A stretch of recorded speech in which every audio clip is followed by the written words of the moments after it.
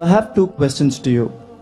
Allah, who knows all, why didn't He give His best of revelation the first time itself to the first of messengers? And why did God take so many times to give His best of knowledge? So, can you tell me now something from the Quran which will be invented by science later or yet to be invented? السلام علیکم معزز سامعین. اس نوجوان student نے doctor Zakir Naik صاحب سے کچھ عجیب و غریب سوال کیے، جن میں پہلا سوال یہ تھا کہ اللہ تعالیٰ نے اپنی آخری کتاب قرآن پاک 1400 سال پہلے کیوں نازل فرمائی، اور دوسرا سوال یہ تھا کہ جو لوگ قرآن پاک نازل ہونے سے پہلے مر گئے تھے ان کا کیا ہوگا، ان کے پاس تو قرآن نہیں تھا، اور جو اللہ تعالیٰ نہایت مہربان اور رحم کرنے والا ہے تو کیا ان لوگوں کے لیے بھی رحمان ہوگا جو لوگ قرآن نازل ہونے سے پہلے مر گئے تھے۔ اسی طرح تیسرا سوال یہ تھا کہ آپ کے کئی لیکچر ہم نے سنے، آپ جو مثالیں دیتے ہیں ان کو سمجھنا مشکل ہے کیونکہ وہ علم غیب سے تعلق رکھتی ہیں، جب تک سائنس اسے معلوم نہ کر لے تو مشکل ہی رہے گا۔ مثال کے طور سے آپ نے کہا کہ قرآن میں لکھا ہے کہ شہد میں شفا ہے، اسی طرح اگر کسی شخص کو کسی درخت سے زہر لگا ہو تو وہ اسی درخت سے شہد کھائے تو وہ ٹھیک ہو جائے گا، تو اس طرح کی معلومات میں کیا حیرانی کہ قرآن کی بات کو سائنس نے سچا کہا۔ حیرانی کی بات تو یہ ہوگی کہ آپ قرآن سے ایسی باتیں بتائیں جو ابھی تک سائنس نے دریافت نہیں کی بلکہ آنے والے وقتوں میں سائنس دریافت کر لے گی، جیسے ایلینز وغیرہ یا جنت اور جہنم۔ تو قرآن میں ایلینز کا تذکرہ ہے یا نہیں؟ مزید ڈسکس کرنے سے پہلے اس ویڈیو کو لائک کریں اور چینل کو سبسکرائب کر کے بیل آئیکن پہ ضرور کلک کریں۔ جواب میں ڈاکٹر ذاکر نائک صاحب نے فرمایا سوال دہراتے ہوئے کہ بھائی نے بہت ہی اہم سوال کیا ہے۔ آپ کا پہلا سوال یہ تھا کہ اللہ تعالیٰ نے آخری کتاب یعنی قرآن پاک 1400 سال پہلے کیوں نازل فرمایا، اس سے پہلے کیوں نازل نہیں کیا؟ میں اس کا جواب ایسے دوں گا کہ میرا بیٹا مجھے کہے کہ ابو میں نے ڈاکٹر بننا ہے تو صاف ظاہر ہے کہ اسے نرسری سے شروع کرنا ہوگا، پھر پہلی کلاس، پھر پرائمری، پھر مڈل، پھر ہائی اسکول، پھر کالج اور پھر میڈیکل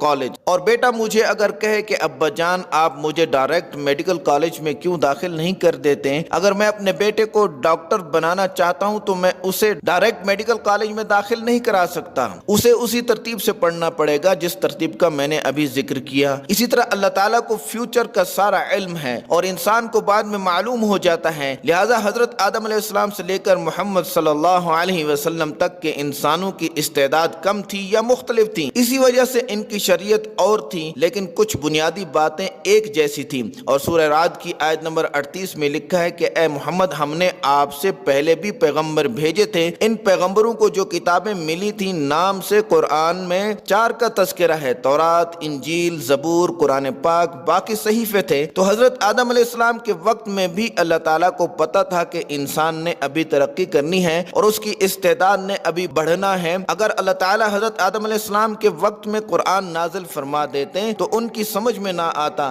بلکہ عمل تو دور کی بات ہو جاتی۔ اس کی صاف واضح دلیل بائبل کی عبارت ہے کہ حضرت عیسیٰ علیہ السلام نے فرمایا کہ مجھے تم لوگوں سے بہت ساری باتیں کہنی تھیں لیکن تم لوگ اس وقت برداشت نہیں کر سکتے، لیکن جب سچی روح آئے گی تمہیں سچی راہ دکھائے گی اور وہ آنے والی ہستی تمہیں سیدھا راستہ دکھائے گی اور مجھے روشن کرے گی۔ تو اس سچی ہستی سے مراد محمد صلی اللہ علیہ وسلم ہے۔ تو حضرت عیسیٰ علیہ السلام کے یہ الفاظ کہ میں نے تمہیں بہت ساری باتیں کہنی تھیں لیکن تم برداشت نہیں کر سکو گے، صاف اس بات کی دلیل ہے کہ حضرت محمد صلی اللہ علیہ وسلم سے پہلے قرآن کو نازل کرنے کا صحیح وقت نہ تھا اور اللہ تعالیٰ کو پہلے پتا تھا کہ کون سا وقت صحیح ہے اور کون سا وقت آخری کتاب قرآن کے لیے صحیح ہے۔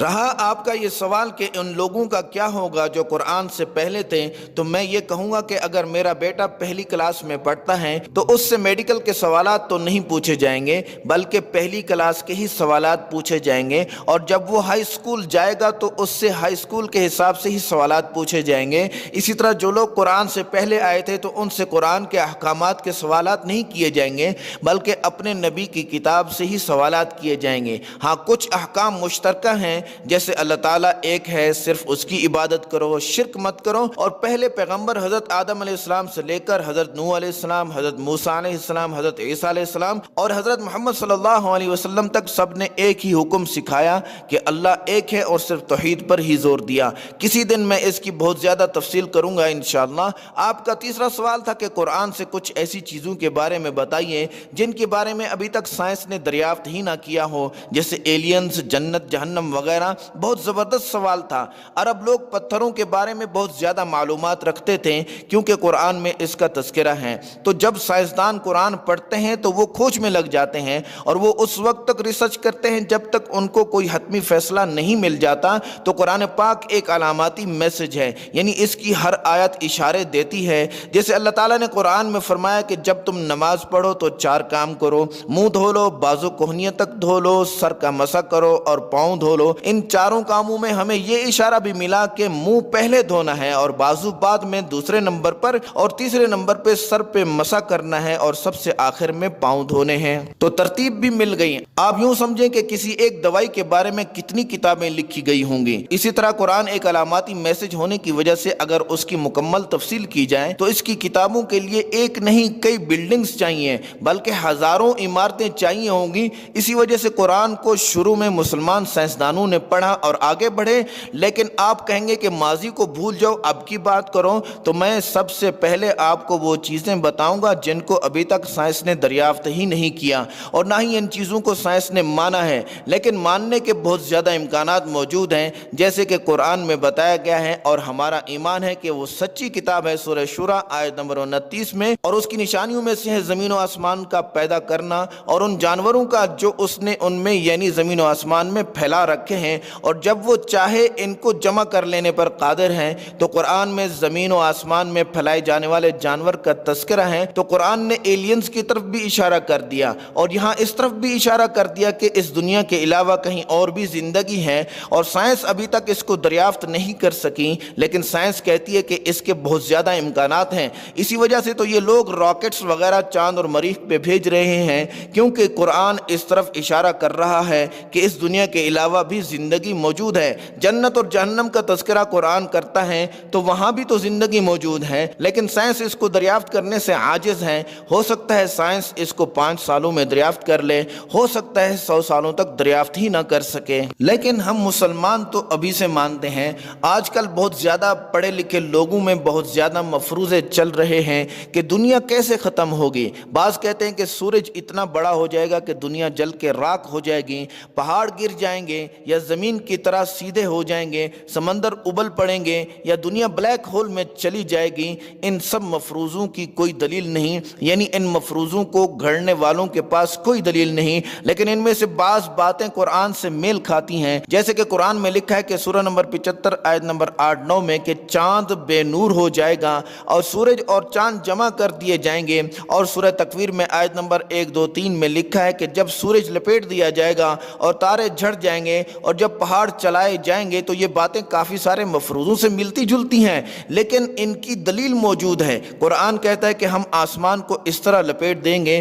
جس طرح لکڑی پہ خط کو لپیٹ دیا جاتا ہے، یعنی ہم نے جس طرح آسمان کو پیدا کیا تھا اسی طرح ہم اس کو ختم بھی کر دیں گے، لیکن سائنس نے ابھی تک اسے دریافت نہیں کیا۔ قرآن موت کے بعد زندگی کا بتاتا ہے، سائنس نے اس کو ابھی تک ثابت نہیں کیا۔ قرآن جنت اور جہنم کا بتاتا ہے، لیکن سائنس ابھی تک اس کو ثابت نہیں کر سکی۔ لیکن قرآن جب جنات کی بات کرتا ہے تو آج کچھ سائیکالوجسٹ کہتے ہیں کہ کچھ لوگوں پر جن چڑھ جاتے ہیں تو وہ آج جنات کو بھی ماننے پر مجبور ہو چکے ہیں۔ دنیا میں سب سے پہلے انسان حضرت آدم علیہ السلام تھے، لیکن سائنس نے آج تک اسے ثابت نہیں کیا، لیکن امکان ہے کہ سائنس جلد ثابت کر لے۔ آپ کہیں گے کہ ذاکر بھائی آپ جنت اور دوزخ کی بات کرتے ہو اور بہت ساری چیزوں کا ثبوت دیتے ہو، تو آپ کے پاس سائنس سے جنت اور جہنم کا ثبوت کہاں سے ثابت ہے؟ میں اس کا ثبوت یوں دے سکتا ہوں کہ قرآن کی باتوں کو سائنس 80% ثابت کر چکی ہے اور صحیح ثابت کر چکی ہے، اور 20% باقی ہے۔ تو جب 80% ثابت ہو گیا